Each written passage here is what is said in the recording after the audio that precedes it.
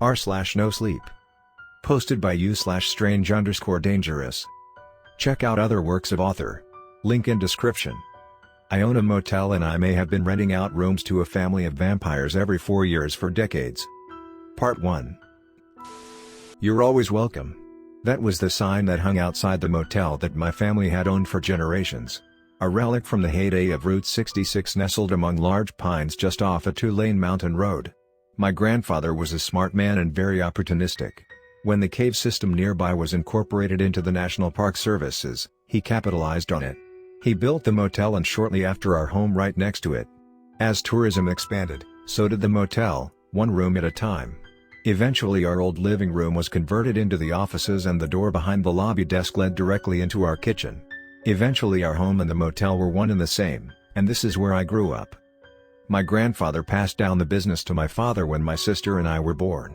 My father had also grown up in this isolated motel, so my mother always said he was hesitant to force the same fate on us. When my grandfather died suddenly though, it was less of a choice and more of fate forcing itself on him. I have memories of my father talking about selling it, but that seemed to fade as we settled in as a family. Things seemed to go well for us, for a while at least. I remember this part of my childhood fondly. We lived in a place that seemed to be only described in fantasy books. My sister and I would play in the woods and wander down to the caves where we enjoyed free admission just for being cute kids, and the only locals for miles around. These were the good times.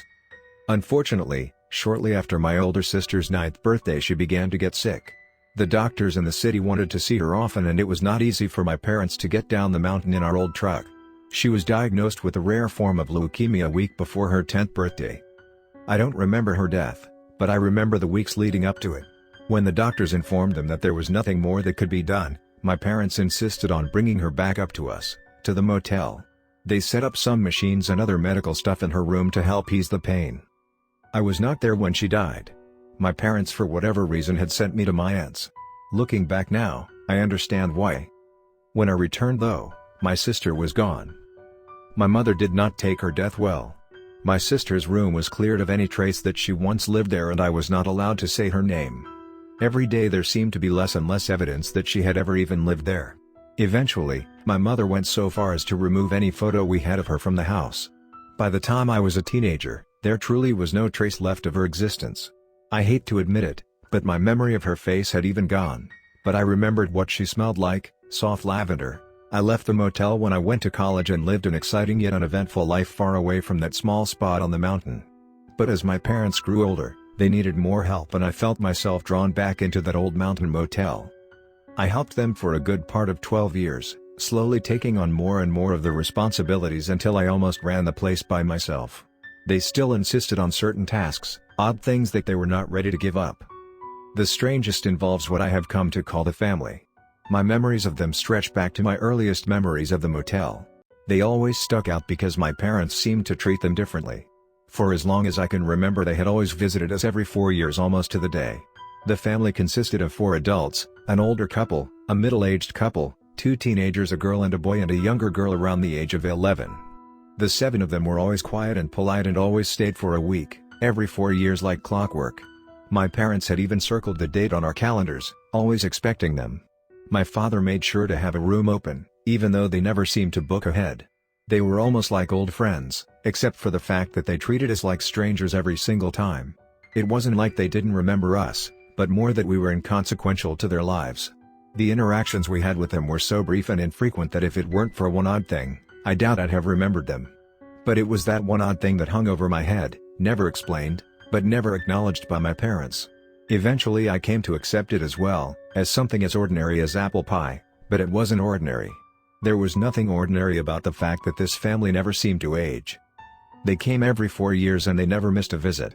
There were years though, that I missed them, especially after my sister died.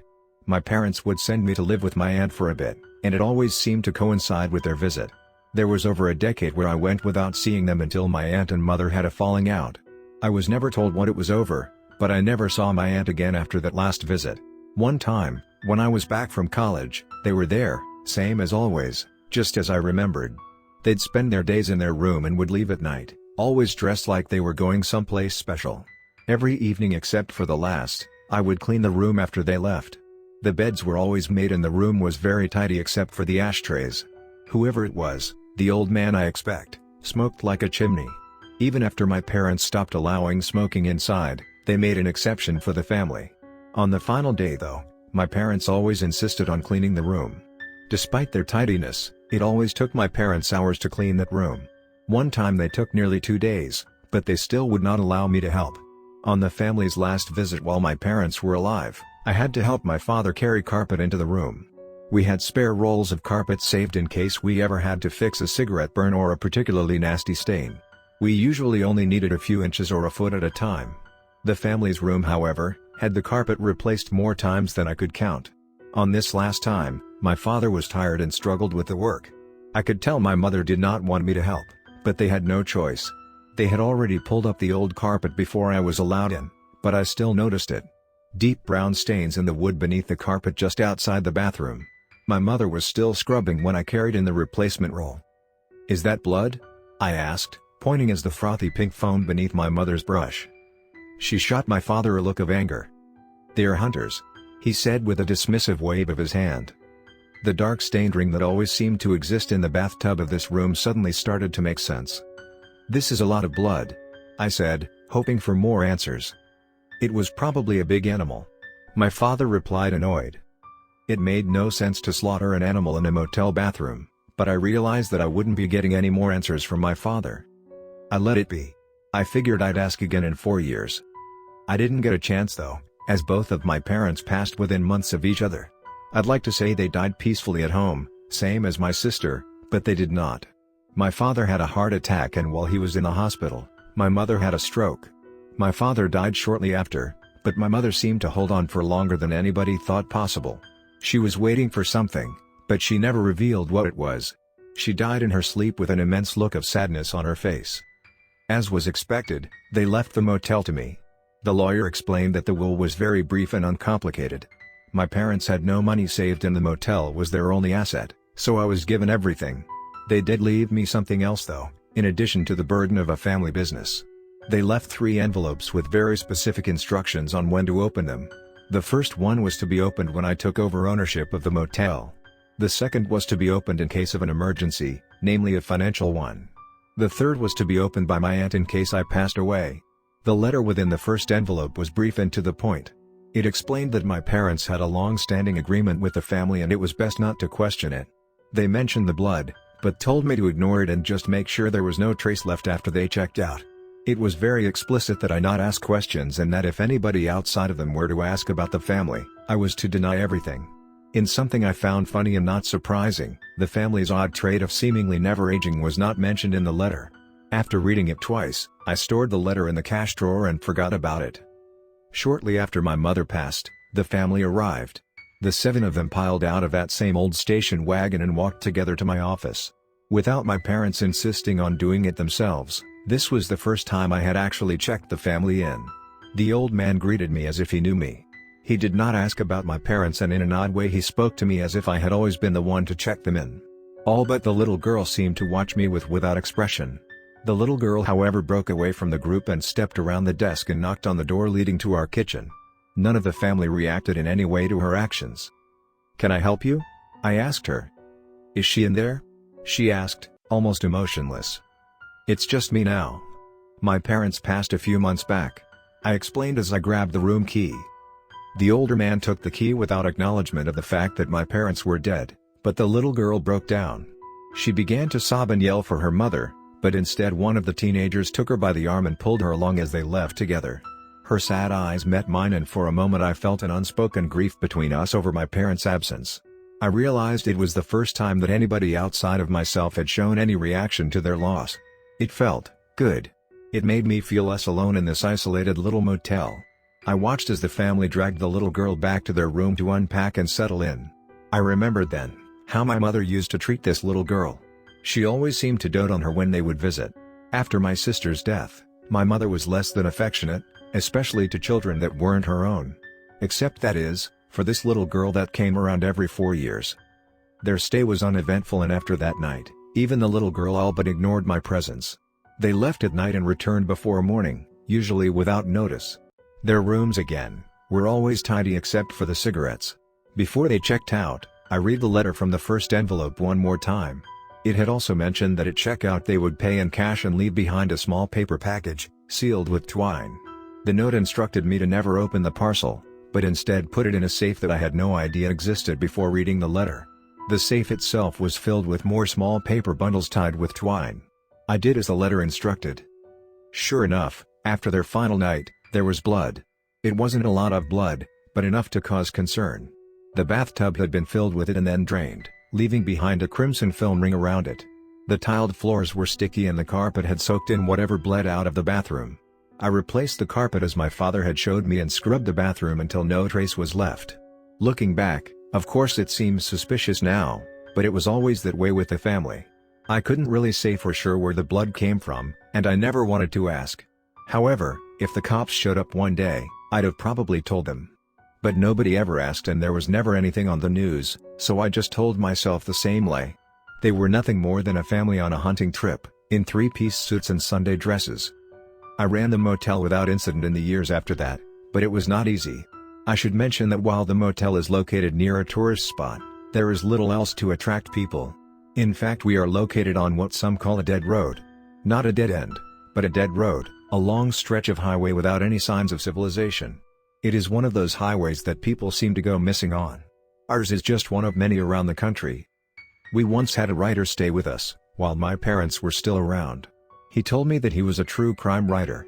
He said that he was working on research for a book about what he called the Ring of Fire, a connection of dead roads all across the country. A giant ring of asphalt-paved death. He said that lots of famous serial killers traveled the ring. His book was going to be about connecting the dots to unclaimed victims. He told me that I shouldn't worry about it though, because the dead are always faceless. It was always sex workers, or indigenous folk, or just drifters who lost their way. He explained that they are considered less dead to the cops, that their deaths don't mean as much as a politician or a pretty white girl.